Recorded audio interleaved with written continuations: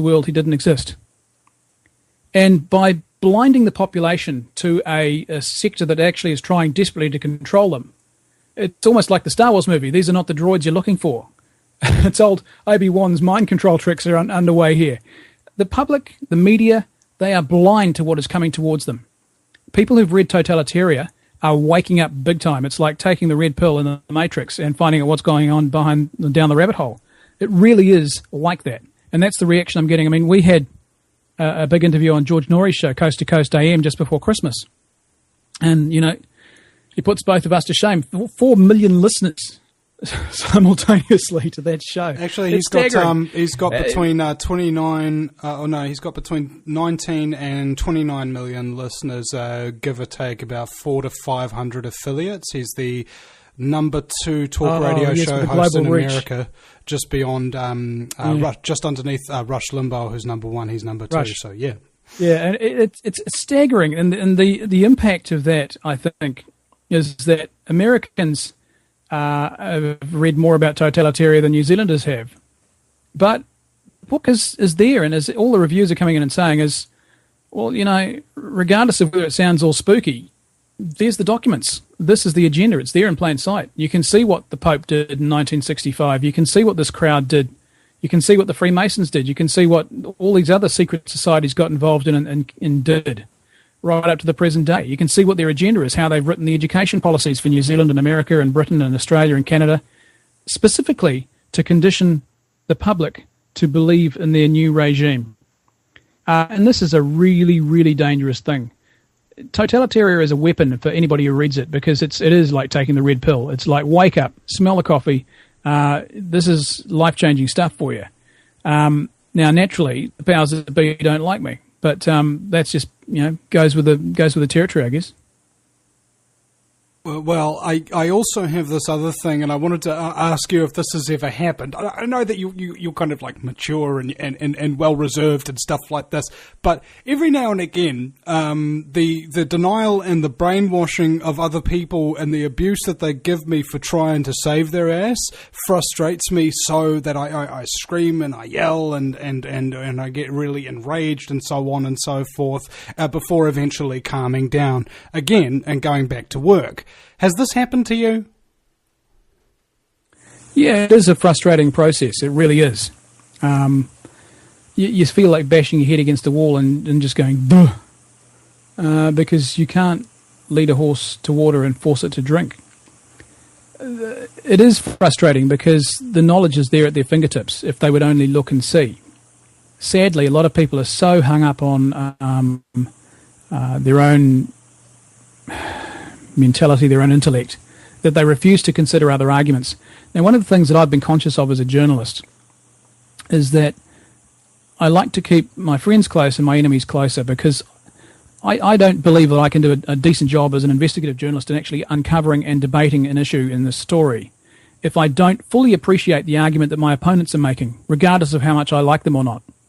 And that means that, for example, when I did the book, The Divinity Code, on the existence of God, I read in depth all the books by Christopher Hitchens and Richard Dawkins and John Spong and Karen Armstrong and the like on their views about the existence of God and the evolution process and the origins of life and that sort of thing.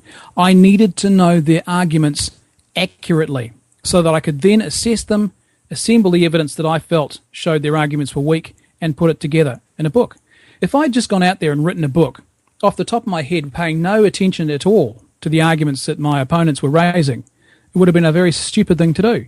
And yet so many people don't bother to research the facts or listen to the other side of the story before they express their opinion, particularly on issues like the ones we're talking about now. And, you know, that's a weakness. I think, you know, again, you go back to the Kahui book controversy from 2011. A Facebook campaign to ban the Maxina King book that I wrote 8 weeks before the book was even finished and published. Nobody knew what was in it. It turned out the book came out with a conclusion that the coroner then said, bang on, you did right. Everybody jumped on the bandwagon, issued an opinion about something they'd never read. It was staggering to me. They weren't even prepared to listen to the other side of the story because they were all so holier than thou and thought that they'd got it all sussed and they'd made their minds up, they knew everything there was to know. Over the course of the weeks of that boycott campaign, I was able to point out to lots of them, your arguments are flawed. You're basing your arguments on old media reports that were out of date and wrong at the time they were published because, let's face it, journalists only have a limited amount of time to get the story right for a daily newspaper or a radio news broadcast. They don't have the time to go in depth. They're just relying on what a friend of a friend said often, especially when it comes down to police sources. And they don't do a great job. And I had reporters from the New Zealand Herald and Sunday Star Times and other papers writing to me after they read the Breaking Silence book. And they said, we covered the court case of Chris Kahui. We covered the inquest with Maxina King. And we think you did a fantastic job, much better than anything we could have possibly done. We missed a whole lot of leads that we should have picked up on.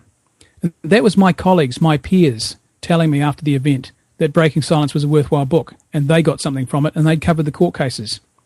So again, I guess the point that I'm trying to make is it's really important, regardless of whether people disagree with you or I personally, forget about the person.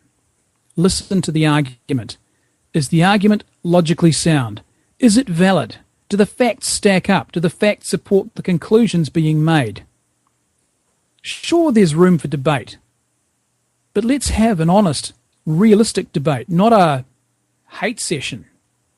If we stop listening to each other, we are lost as a society. It's very similar to a marriage, I guess. Yeah, it is. It is like that. And you know, again, going back through the great pantheon of books, the Great Divide on the story of New Zealand's treaty and how it came about was an educational process for me. Because we've read so many history books here in New Zealand, Michael King and Claudia Orange and all the rest of them, history books written by scholars, usually getting government grants, and quite sizable government grants, I might add, and they filter the historical documents and information through their own perspectives and their own prejudices. And I'm not saying that to be mean, that's just what humans do, and particularly what historians and scholars do, because that's the expertise that they bring to it. They bring their own view of the world and their own view of their subject to the material. What I did with The Great Divide was to go back into the original source material, the diaries of Captain Cook and the others on the Endeavour, and the original writings of Samuel Marsden and Henry Williams and the early New Zealand settlers and missionaries and so forth. And I looked at what they wrote in terms of their first contact with Māori people. And remembering, of course, that although they were European and you can accuse them of being Eurocentric, racism wasn't an issue back then. As far as they were concerned, they were explorers exploring a foreign country and a foreign culture, and New Zealand was just another foreign culture in a long list of foreign cultures that they'd explored. And they were approaching it pretty much from an academic perspective, albeit, one tainted by the social mores of the 1700s. But their accounts were not loaded with the political baggage that the treaty issue is now loaded with. None of that was yet in their gun sights. We have a startlingly honest account of early Māori life in this country. And to tell you the truth, The Great Divide is one of the few books you'll read where that account is actually published. Because when you read Michael King's book, The Penguin History of New Zealand, it's all sanitised out. It's not there. Michael King went and filtered all of this stuff and only gave the readers the stuff that suited his argument. Whereas I just went back to the historical documents for The Great Divide and published them. Plenty of quotes. People can see for themselves what was happening, why the Māori signed the treaty. And getting back to the marriage point, the thing that I learnt from that historical search is that Māori and Pākehā genuinely wanted a union of the races in 1840. And even as late as 1860, there was a huge hui at Kohimarama. 200 chiefs from around the country gathered for it. It was bigger even than the Waitangi treaty signing. And almost to a man, the chiefs all ratified the coming of the British at 1840, the relinquishing of Māori sovereignty, and believe me, they saw it as the relinquishing of sovereignty. They knew they'd given away their sovereignty. They were happy to have done so because for them there'd been a huge number of benefits in the intervening 20 years. You don't hear that story today. That story has been sanitised out of the history books. You almost cannot find a New Zealand history book that mentions the hui at Kohimarama. So I quoted it chapter and verse in The Great Divide, because it showed that there was a real willingness to be a united country back in 1840 and 1860. And we've lost that to an extent now. If we could only learn from our ancestors and learn to talk better and to understand what we each need, then we get along better. And I guess that's my point. You know, it doesn't matter what political leaning you come from. I enjoy a good debate. And I hope that people who listen to us can enjoy a good debate. I concur with that. In fact, the kind of debates that I like the most is when the person I'm debating is correct and I'm wrong, because I get to learn something. And I believe that this is actually an ironic kind of kind of thing for a conspiracy theorist to have, to love being proved wrong. It's just because I don't believe that I'm done learning yet. I'm still young, and quite frankly, my ideas of the world change on a regular basis, and my beliefs are constantly changing. I mean, 2013 Vinny is different from 2014 Vinny. Heck, January Vinny is different from February Vinny. I don't know who I'm going to be tomorrow. It's called following where the evidence leads, and it's something that I think everyone should do. If somebody came along tomorrow and made an outstanding case for human-caused climate change and published the scientific information which was convincing over and above the information that says it's not human-caused, I would change my opinion on climate change, because to otherwise would be to deny reality. Yes. But I haven't seen that evidence. I'm prepared to change my mind if someone convinces me, likewise, on the existence of God. I didn't choose Christianity for a feel-good factor by becoming a Christian. I chose Christianity because I'd begun as an atheist. I'd gnashed my teeth and wailed against that. I eventually came to the conclusion I can't deny the existence of a creator because there's no other rational explanation for the world, unless you go down fairy tale theories like multiple universes, which we can't ever prove scientifically. Which is just another, effectively, a religious belief as well, but it's just one that renames God and calls him a multiverse instead of God. So I made a decision for Christianity on an intellectual basis, and the spiritual stuff followed. But if someone was to make a compelling case that Christianity was untrue, in other words, they dug up the body of Jesus somewhere and he hadn't been resurrected, of course I'd have to change my mind. It would only be rational to do so. I don't expect that to happen because it hasn't happened yet. And there's plenty of good evidence that he was resurrected. But, the point that I'm making is we should always retain our intellects and our ability to judge the evidence, and we should be prepared to change our minds. We shouldn't be wedded to being liberal or conservative or whatever the particular flavour or tag of the day is, just because we want to be part of the pack. If you want to be part of the pack, you've come to the wrong show. This is a show, the Ian WIshart show is a show for independent thinkers, and I think the Vinny Eastwood show probably is as well. Yeah, totally. I was talking about my demographics. I was looking through them, and turns out, I'm 29 years old. My average listener is between the age of 40 and 62. Right? These are people who've gone through their life. They have worked, and they have come to this conclusion on their own. And many of them have not, at any one point, swallowed the propaganda and the mind control that the system puts upon them. And I think many of them have been waiting for this day that shows like ours can even exist. Because previously there was no other real options. I mean, thank God for the internet.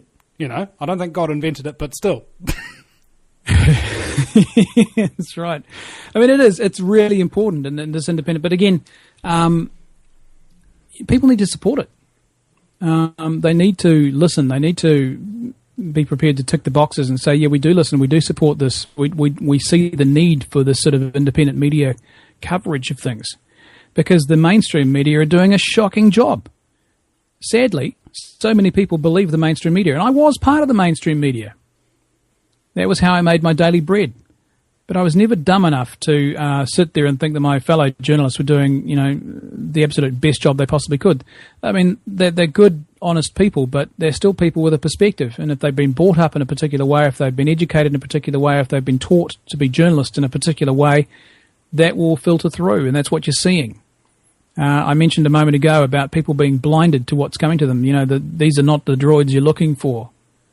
There's so much an element of that in our media coverage these days, particularly our TV coverage. The reporters are prepared to take the words of officials at face value, and they have no questioning of them. I remember at the end of the Winebox court appeal process, Court of Appeal came out and basically overturned the Winebox inquiry judgment and said, these transactions were fraud, and there is room for prosecution.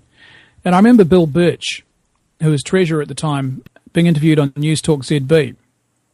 And he was interviewed and he said to them, this court judgment's a load of rubbish and blah, blah, blah. And there was no attempt in the ZB interview to challenge Bill Birch on any of the mistaken comments that he was making. So he was actually, incorrectly stating the facts as he gave this interview. And I rang up ZB and I spoke to the reporter concerned. I said, why didn't you challenge him? And he said, I'm just a reporter. I'm not allowed to question these people. What? Hello? That's what we're here for. It's like, what's the job description? What's the job description? It's to ask questions. Exactly. Nothing for mercy. So no, that's the problem we face.